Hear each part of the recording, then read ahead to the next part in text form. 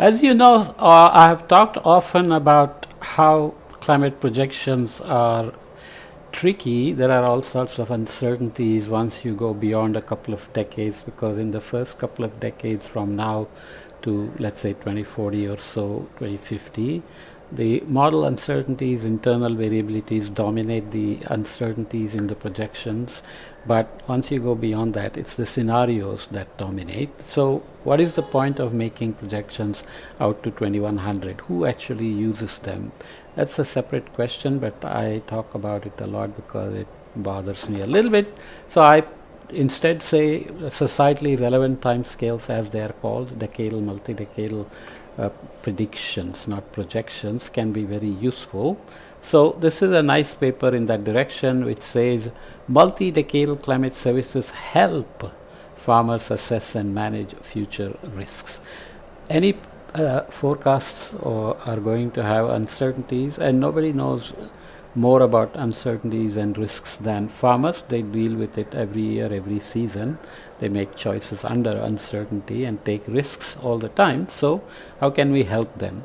Climate services can support on-farm decisions, yet this potential is currently not fully realized. We do some work at multiple days time scale with advisories for irrigation, for example.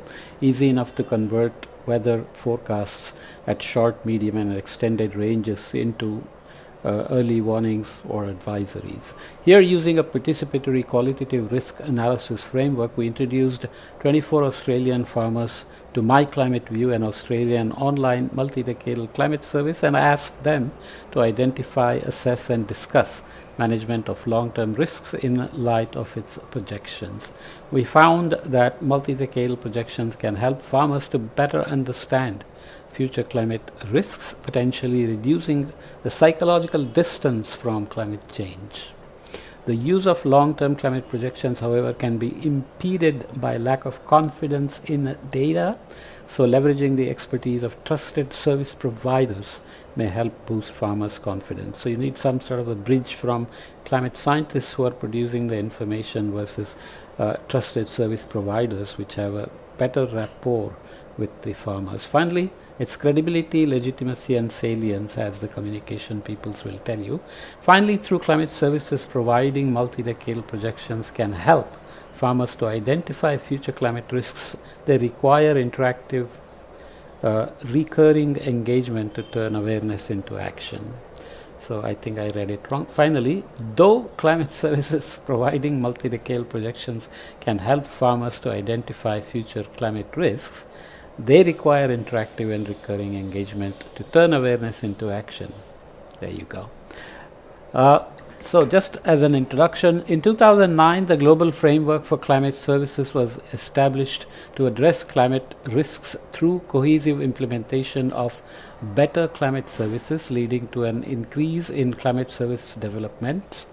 Climate services is a collective term for the generation and provision of climate information tailored to user decision-making needs. However, despite initial promise, questions remain about climate services' direct benefits to society. Key challenges include a lack of equitable access to climate services and inadequate interactions between users and climate services providers. Often banks and other people use this better than farmers themselves in this case, let's say, or any users. Three key tensions hinder the successful rollout of climate services. One is a focus more on producing climate service products rather than understanding processes of use or pathways to impact, so the last mile problem. Secondly, the development of climate services based on assumed demand rather than directly responding to user preferences, so stakeholder engagement. And three, economic evaluation of climate services rather than real-world outcomes. So cost-benefit analysis is okay, but what's actually happening in the real world? In this article, we empirically explore these challenges from the perspectives of potential users of climate services. So lots of farmers are involved in this study, so I will just read off, as usual, briefly the main results. Risk categories and their descriptions: known risk, uncertain risk, ambiguous risk and unknown risk. So known risk, of course, where the risk is familiar and hazards and consequences are understood. Likelihood of the risk is known. Uncertain, of course, risk is familiar. Exact hazards are identified, but consequences are vague, and the likelihood of the risk occurring is highly uncertain. Ambiguous risk is where multiple hazards in combination have been identified. The likelihood of the risk occurring is highly uncertain. Consequences of the risks are vague. Scales of hazards are unknown, and so on. And unknown risk, of course, is risk that cannot be identified. Unidentified hazards, likelihoods, and consequences would be involved there. So the participatory risk analysis framework used in this study looks at risk identification, show short-term risks, weather and seasonal, and long-term risks, so pre-my CV, so my climate view, introduction to my CV and post my CV, and risk assessment, impacts of long-term risks after the tool on businesses, that is hazards, severity and consequences on farm business, and risk management, which includes measures to address the impacts of long-term risks following the tool, that is interventions to address the adverse impacts of future climate risks. So they have a tool, they can use it to do these participatory risk analysis framework. Okay, so just to read off a few things, barriers exist actually to using multi-decadal projections in forming on-farm decisions, including limited availability of agricultural sector-specific needs, limited relevance to farmers focus on shorter-term decision horizons. They are mostly worried about this season or the next year. And thirdly, psychological distance of connecting large-scale global changes with individual experience of the present at the farm scale. The concept of psychological distance, noted as a barrier to climate change action, contends that individuals only experience here and now with themselves at the center, and any other experience with other objects and people occur at mentally constructed distance, that is psychological distance. To address this, we developed a participatory quantitative risk analysis framework that we just saw, inspired by the concept of action research, a method that allows the examination of an issue as well as identification of solutions in a participatory way. Okay, so risk identification then becomes important. Participants detailed risks associated with weather and climate hazards across short-term and long-term timescales, which were categorized into 4 groups based on the order of complexity associated with their consequences, likelihood, and scale. Our analysis risk draws from this paper in reference 26. So participants have a perceived risk which you have to take and not dismiss, and then codify it into information that can feed into that perception. So the risks identified by the participants across 2 timescales have a varying level of complexities. 2 types of risks, known and uncertain, were identified in the short term. Most participants knew existing hazards and the resulting consequences to their farm, and so on. Okay, so if you get too much water in the winter, for example, i.e. the field can get waterlogged. If it dries up in spring, i.e. the crop won't flower that much. If it's raining too much in December, like it tends to do these days, that can affect getting the crop harvested. So they experience on the land what is happening. They can tell you better than yourself in academic setting what the risks they are facing are, right? So short term, pre my CV and post my CV. So let's just remind you that this is the thing we discussed. Where did we go? So my climate view, my CV, that's the tool that they are getting. That's what we are referring to often as my CV here. So unknown risks, ambiguous risks, uncertain risks, and known risks. Short term, pre my CV and post my CV. So you have kind of a control group on the amount of information they have to reassess, let's say, their risks.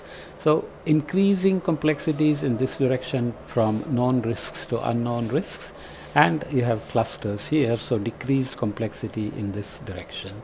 What does it say? Distribution of risks across 2 time scales. The unshaded areas shows short-term risk here, and the shaded area shows long-term risks pre and post MyCV. Okay, so for the short-term risks were categorized mainly into known and uncertain. In the long-term risks, pre-CV were mostly identified as either ambiguous or unknown, followed by known, and only a few identified uncertain risks. Thus, participants perceived long-term climate risks as more complex than current risks. The range of risks post MyCV was narrower than pre-MyCV, and were categorized only into two types of risks, known and uncertain. That indicated that the climate information provided by MyCV helped participants to reduce their perceived complexities of future risks. When they have more information, they better diagnose future risks. Okay, so that's important. The risk assessment is important. So risk assessment phase only involved assessing the impacts of long-term risks post MyCV, both known and uncertain combined. 5 themes were identified on the basis of participants' assessment of risks, which depicted the strategic assessment of impacts rather than the short-term business operation. So you want to plan strategically for the longer horizon for known and uncertain risks together. So here are the dimensions: existing capacity, location suitability, water requirements, confidence in data, and impacts on commodities. So these are the risk assessment sub-themes showing how participants anticipated future risks might affect their businesses post MyCV. The colored circles represent risk assessment sub-themes.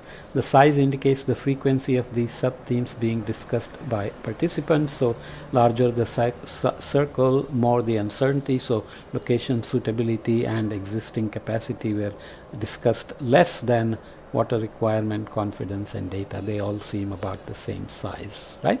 So the links show the gray circles represent individual participants and participating in multiple circles, multiple themes, let's say. The grays, the links show the individual participants identifying a sub-theme or multiple sub-themes. MyCV prompted participants to think about their business in the future and their commodities under future scenarios. We also examined whether these risk assessment themes would vary across businesses, climatic zones, and commodities, which is given in the supplementary material. Okay, so farmers have had comments. The first, trust in the services provider was identified as critical, as one farmer clarified. I would not have a problem with trusting that information. I trust the Bureau of Meteorology. Second, participants' confidence seemed to be high if the projections match their perceptions, explained by one farmer. I have to say 100% yes, because my instincts were telling me what we have seen on the data. So they have a preconceived analysis, let's say, based on data, and if the information you are providing from MyCV agrees, they say that makes sense. Otherwise they might say, I don't know. So these are important. And as an example, water requirements for their business, sources of irrigation, water allocations, filling existing dams, and ways to irrigate crops were frequently discussed. One farmer questioned, if it is going to be dry, then where do we source our water from? Another farmer further said, because of the increasing heat, I now have to have 2 forms of irrigation. Some expressed their confidence in their existing irrigation sources. As one said, we have got more water than we need at the moment, so hopefully that less rainfall won't be so much of an issue. So if rainfall was projected to be reduced, they said, well, we are not worried because we have more than the water we need right now, so we'll manage.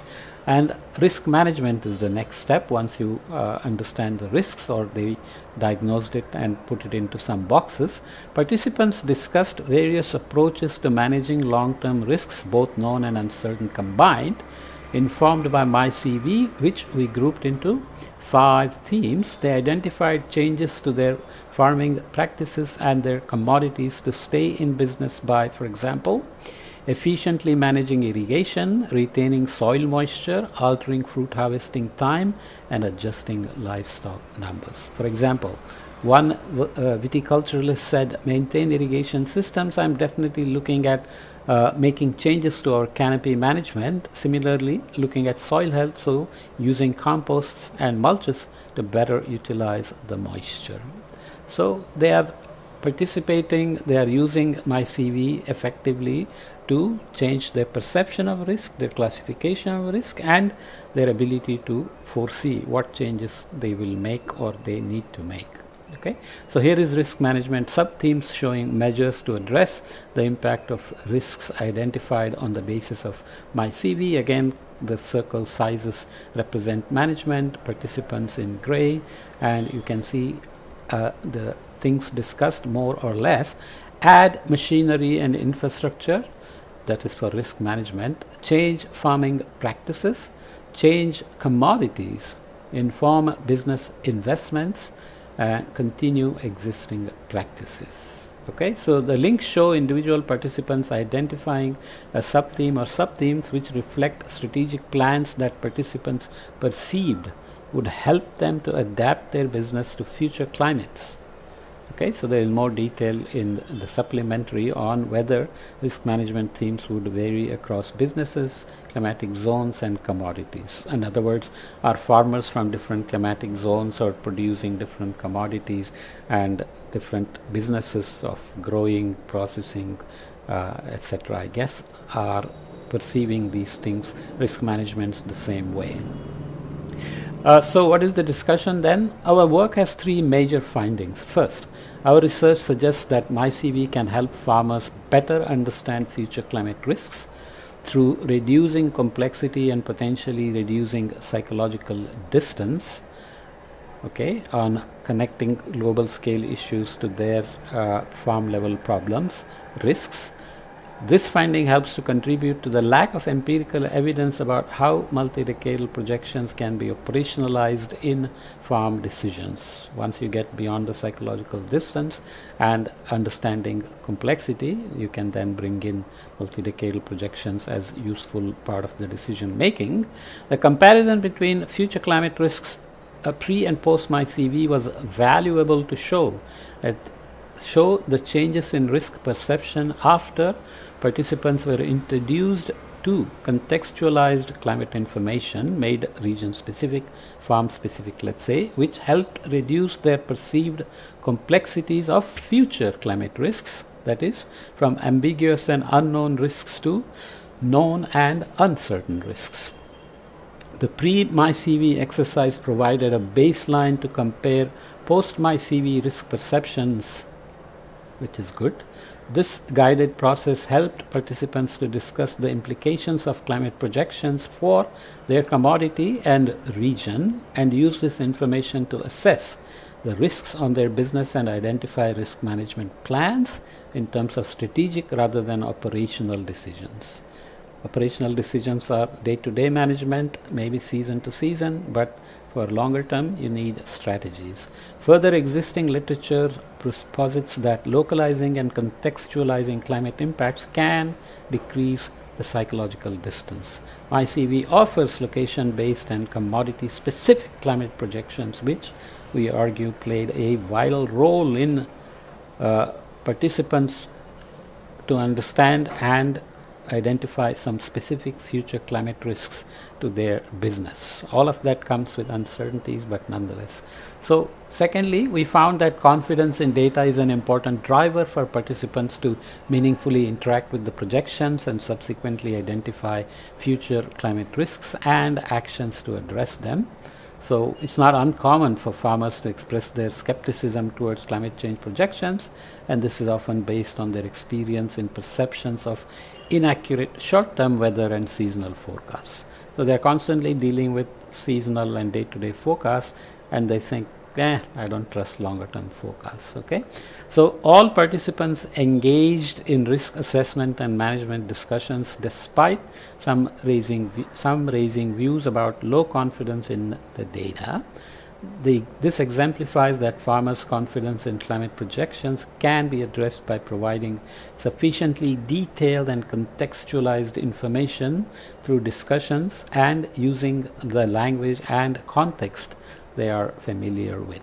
Okay, so here is a schematic. Multi-Decadal Climate Services, risk identification, risk assessment, and risk management are relying on this information. And here you have interactive activities, focused relationships with feedbacks, and active and recurring engagement, and then feedbacks on the outer loop as well, which basically enhances the use and usability and the trust in the product and the sense of risk and needed strategies to manage risk. Okay, a schematic showing the scope of multi-decadal climate services. The third finding they have is that climate information that scientists think is useful can be different to what is usable for users. This is always the case. So stakeholder engagement and co-production of these climate information in climate services is very critical. Although substantial scientific advancements have been made in the modeling of climate projections, making these digital tools usable requires the adoption of co-production principles in the design of climate services. As digital tools, they provide climate information which could help farmers to identify future climate risks, but turning awareness into action requires guidance and understanding of farmers' specific contexts, which needs deeper and often sustained engagement. Sustained engagement with feedbacks where they trust you to listen to them is very critical. This aligns with policy documents and studies that call for building collaborative efforts with farmers to improve their practices. Moreover, the paper reference 42 documented that such interactions play a profound role in the utility of long-term projections, particularly to assess and manage future risks, which we argue requires interactive and recurring engagement between trusted advisors and farmers, as we saw here. Previous studies frequently show how it is the combination of relevant information, such as that provided by tailored decision support, with the ability to discuss, explore, test, and experiment with different interpretations and management options, that empowers the farmers to act. Ultimately, whatever you produce, unless farmers trust it and use it, is not going to be really useful way to spend resources and time. Okay, you will publish papers, but unless it's used, it's just a paper. Okay, so let's leave this here.